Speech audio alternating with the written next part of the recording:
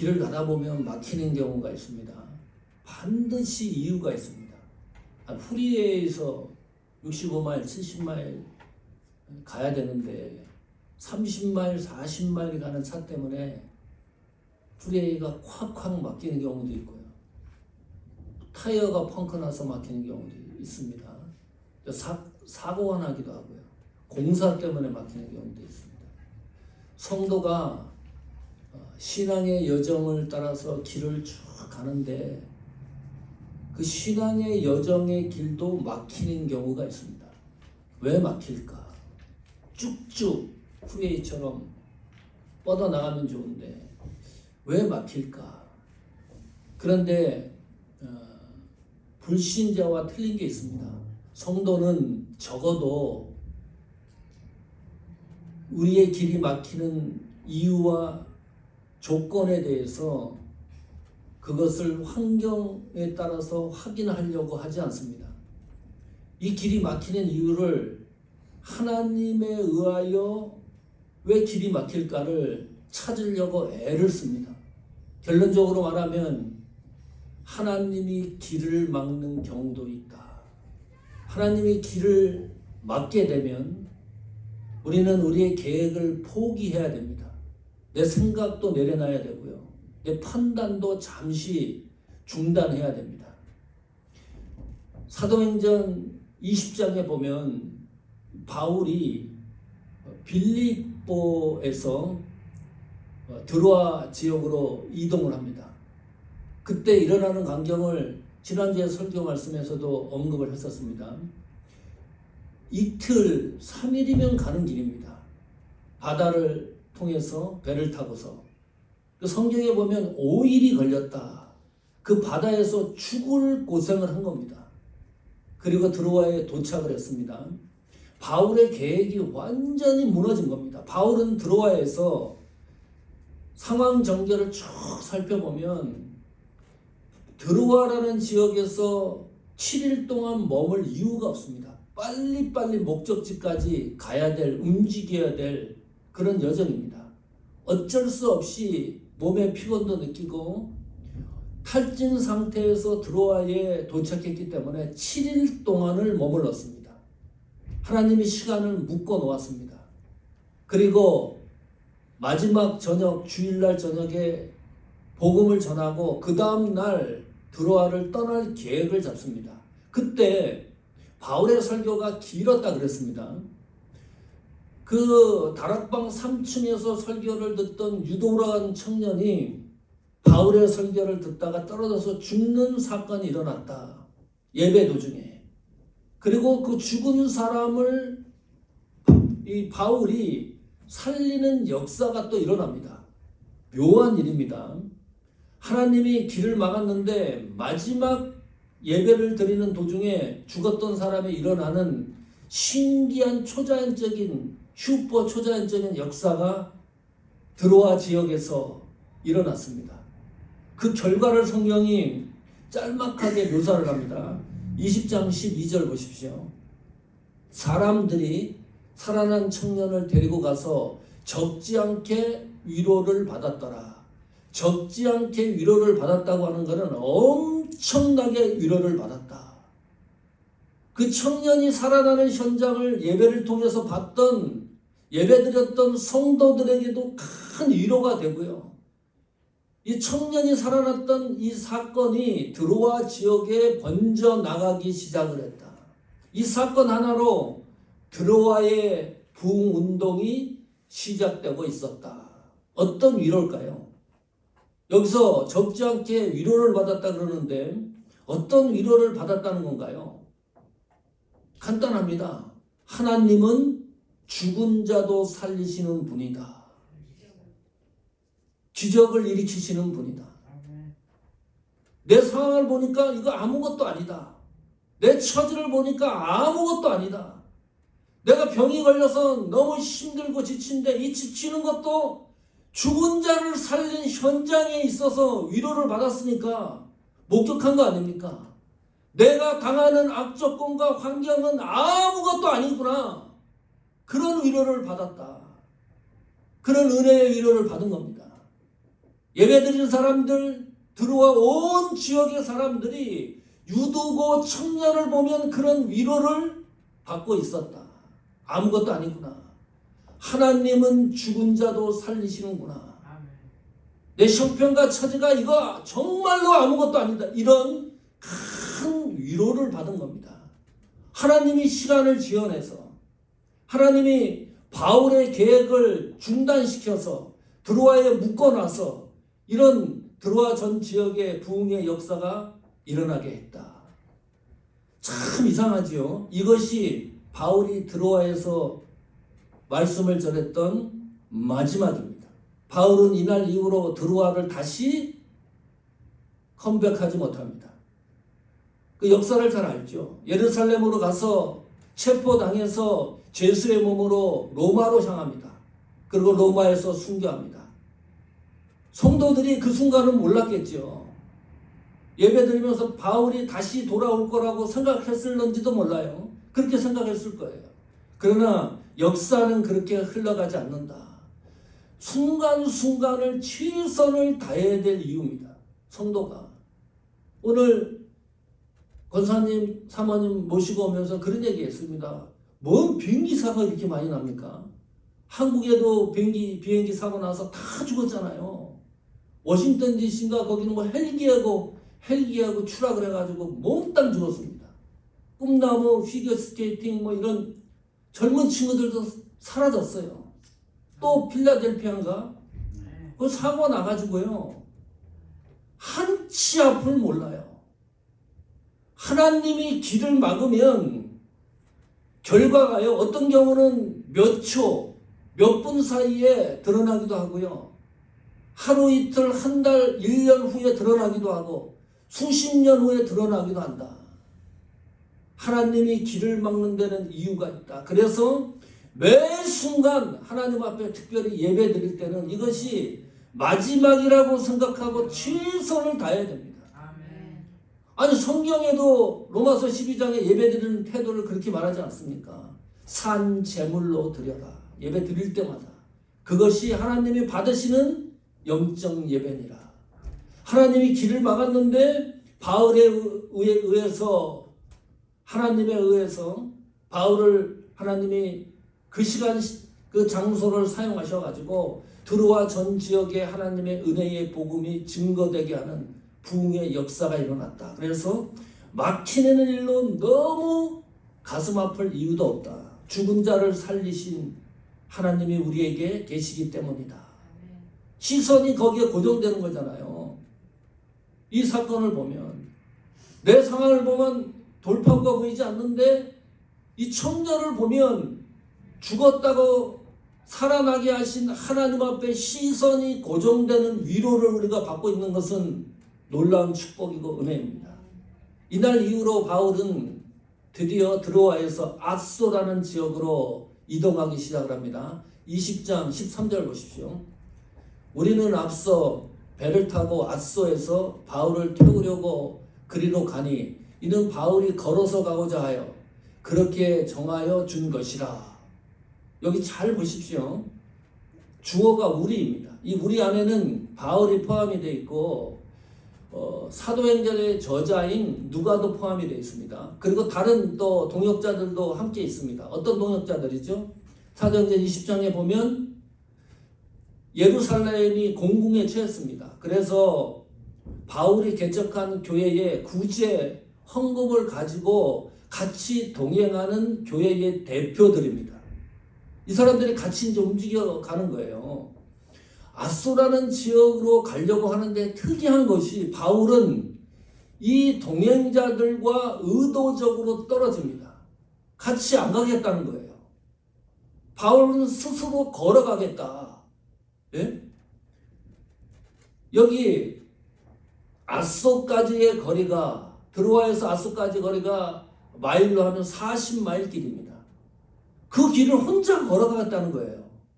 이 참 이해가 안 가는 부분입니다. 왜 바울은 혼자 걸어가려고 그랬을까? 같이 배를 타고 앗소로 가면 되는데 너무나 이상하다. 이 문제를 해결하는 것이 오늘 설교의 요지입니다.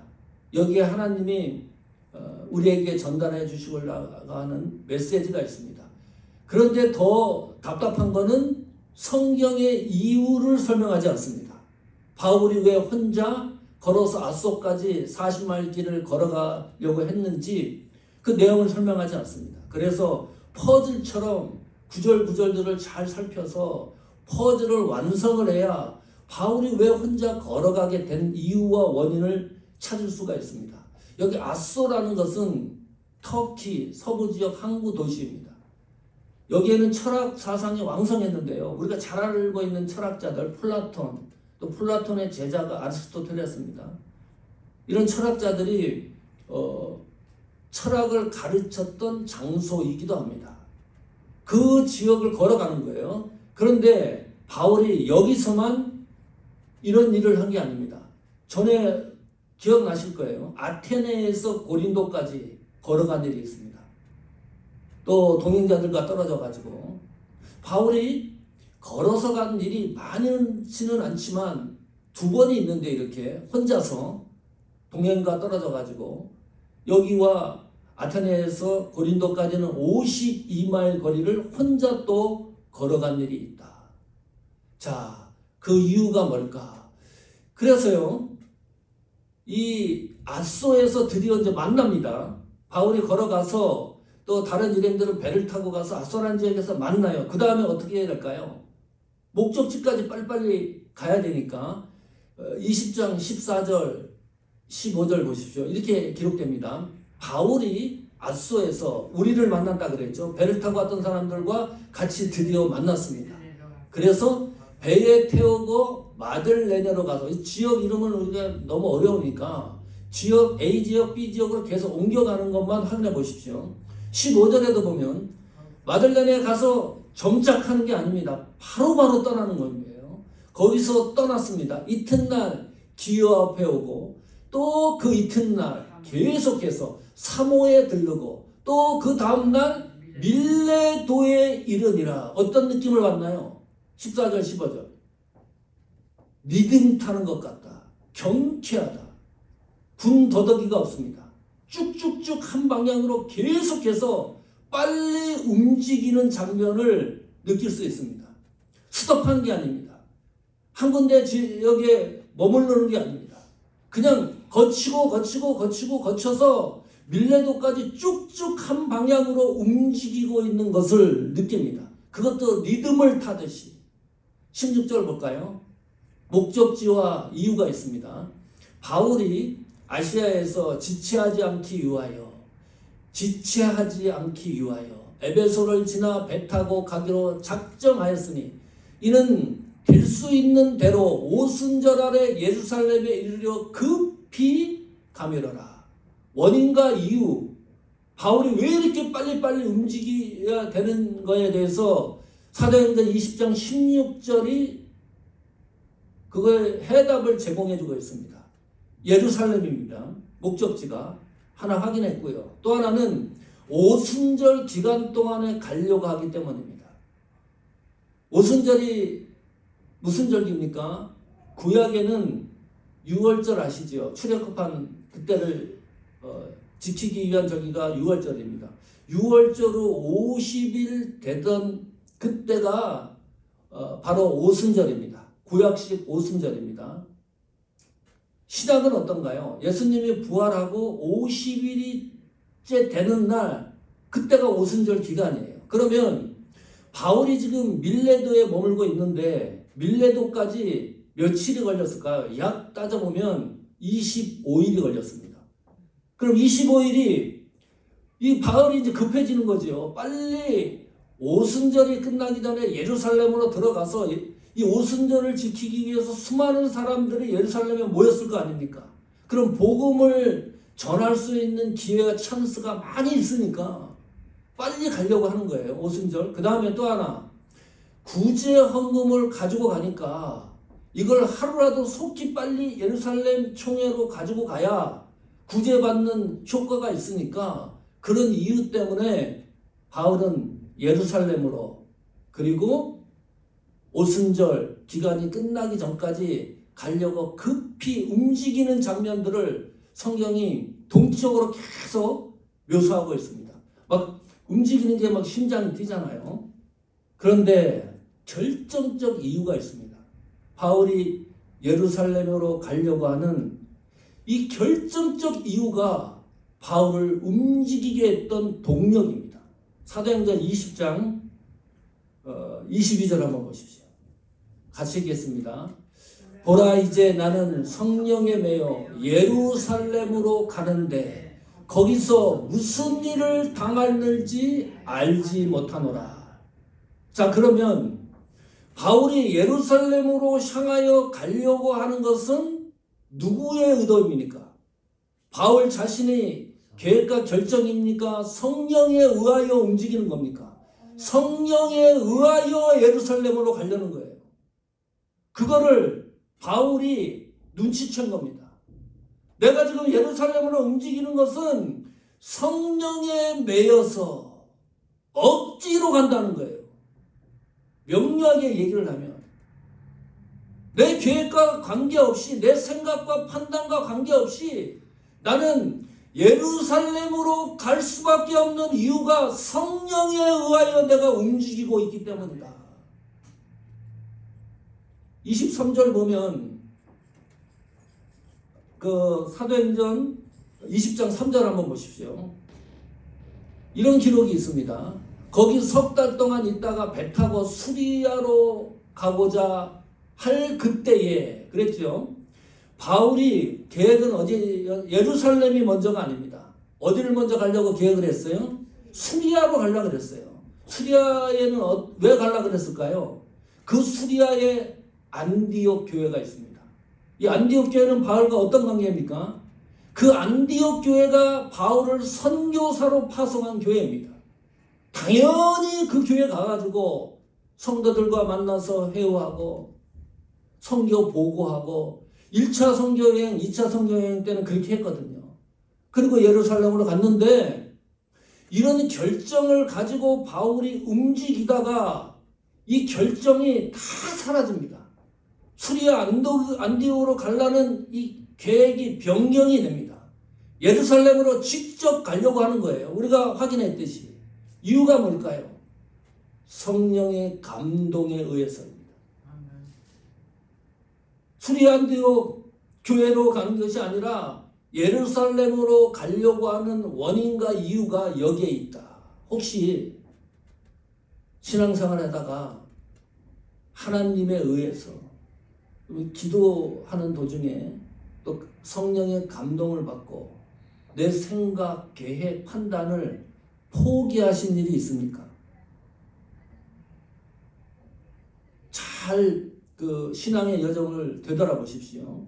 나는 이렇게 하려고 그랬는데 하나님이 그렇게 하지 마라. 그래서 그 모든 것을 포기하고 하나님 뜻에 맞게, 성령의 감동에 맞게 내가 움직여 본 일이 있습니까? 그러면 또 이렇게 묻습니다. 그런 일이 나에게 있었다고 한다 그러면 간증해도 되겠죠. 그렇다면 결과가 뭡니까? 그래서 어떤 결과를 얻었습니까? 어떤 유익이 있었습니까? 하나님이 나의 계획과 판단을 변경시켜서 하나님 뜻대로 해봤더니 나에게 좋은 일이 무엇이었습니까? 부자가 됐습니까? 병이 났습니까? 어떤 결과가 나에게 나타났을까? 바울은 궁금하죠. 수리아로 가려고 하는 계획을 포기하고 예루살렘 성령의 감동을 받고 움직여 갔으니까 바울은 하나님 뜻대로 움직여 갔으니까 어떤 결과가 일어났을까? 바울에게 어떤 유익이 있었을까? 어떤 이익이 있었을까? 이거 너무 궁금하잖아요. 네? 하나님 성령에 의해서 움직여 가니까. 자, 그런데요, 기가 막힙니다. 23절 한번 보십시오. 20장 사도행전 23절에 이렇게 나옵니다. 오직 성령이 각성에서 내게 증언하여 결박과 환난이 나를 기다린다 하시나. 바울이 지역 A지역, B지역, C지역 옮겨가면서 복음을 증거하고 성령의 감동으로 예루살렘으로 향하고 있는데 성령의 감동이 있느냐?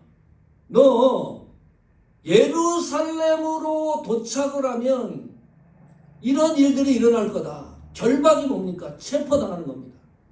감옥에 가는 거예요. 환란이 너를 기다린다. 바울이 예루살렘에 도착했기 때문에 경험하는 게 아닙니다. 바울이 이 사실을 인지하고 예루살렘으로 가는 거예요. 기가 막히지 않습니까? 하나님이 사인을 준 거예요. 성령이 바울에게 감동을 준 겁니다. 그러면 어떻게 생각을 해야 됩니까? 예루살렘에 가면 이런 일들이 벌어지면 예루살렘으로 가지 말아야지요. 피해야지요. 아니, 결박당하고 환난당한다고 하나님이 성령이 계속해서 감동을 주면 고민해야 되지 않습니까? 죽음에 이르는 길인데 이 길이 결과론적으로 이 사실을 하나님의 마음을 읽었던 바울은 도저히 동행과 함께 움직일 수 없었던 이유가 여기에 있습니다.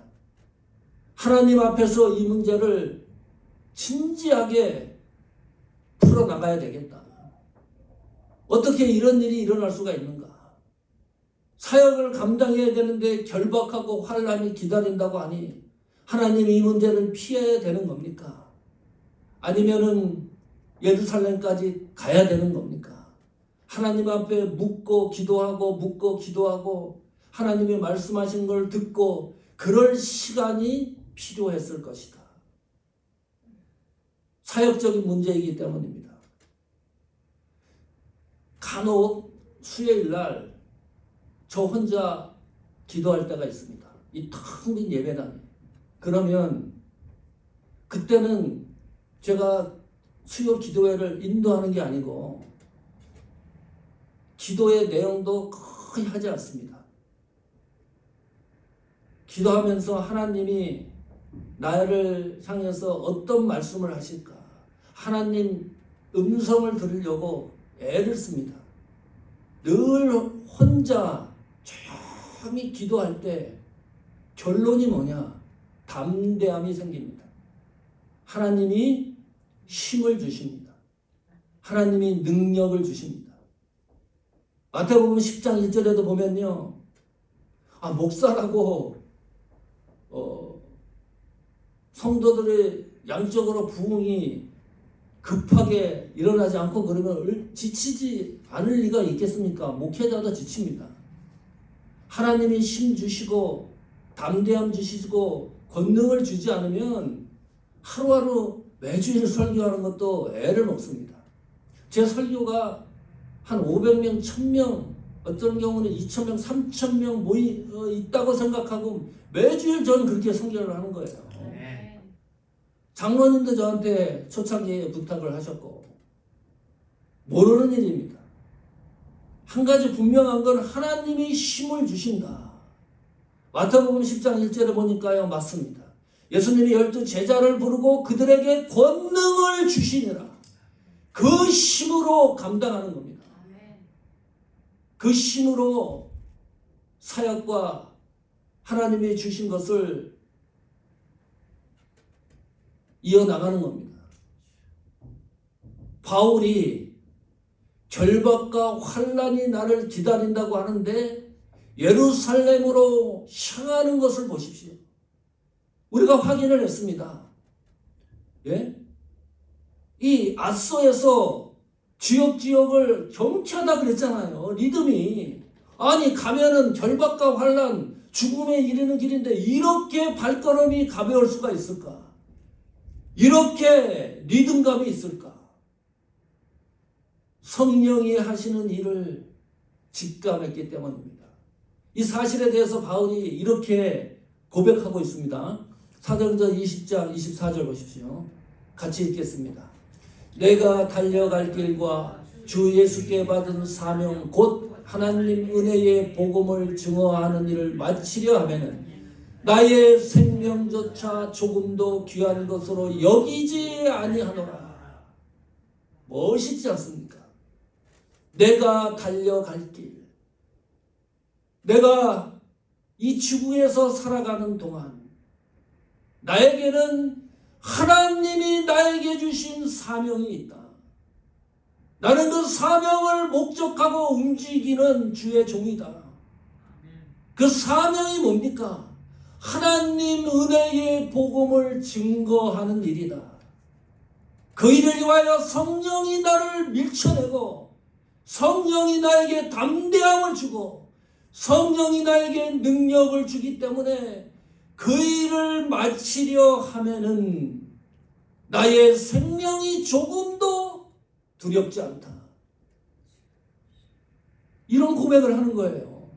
여러분, 장로로서의 사명, 반주자로서의 사명, 목회자로서의 사명, 선교사로서의 사명, 권사, 직분자로서의 사명, 이 사명을 어떻게 생각하십니까? 바울은 그래서 로마서 14장 8절에 그런 고백을 이어갑니다. 우리가 살아도 주를 위하여 사는 것이다. 우리가 죽어도 주를 위하여 죽는 것이다. 그러므로 내가 사나 죽으나 몽땅 주의 것이다. 왜 성도가 약해집니까? 기운이 빠집니까? 휘청거립니까? 사는 것만 주의 것으로 생각을 해요. 명예를 얻고 대형교회를 가고 직위를 얻고 뭐 이래야 주의 것으로 생각을 합니다. 그러나 바울은 그렇게 말하지 않습니다. 죽는 것도 주의 것이라. 그러니까 나의 생명조차 조금도 귀한 것으로 여기지 않는다. 왜? 나의 생명도 주의 것이기 때문에. 우리 다시 한번 다짐합시다. 저도 이제 나이가 들어가고 매년마다 나이가 한 살씩 더 붙여집니다. 내 인생을 위해서 살지 말자. 주를 위하여 살아보자. 죽음까지 주의 것이라고 하는 그 말씀을 붙들고 한번 살아보자. 오늘 말씀을 통해서 나의 삶과 사역과 나에게 맡겨주신 이 사명의 존귀함을 알고 하나님이 주시는 능력과 담대함과 힘으로 승리하는 여정이 되기를 축원합니다.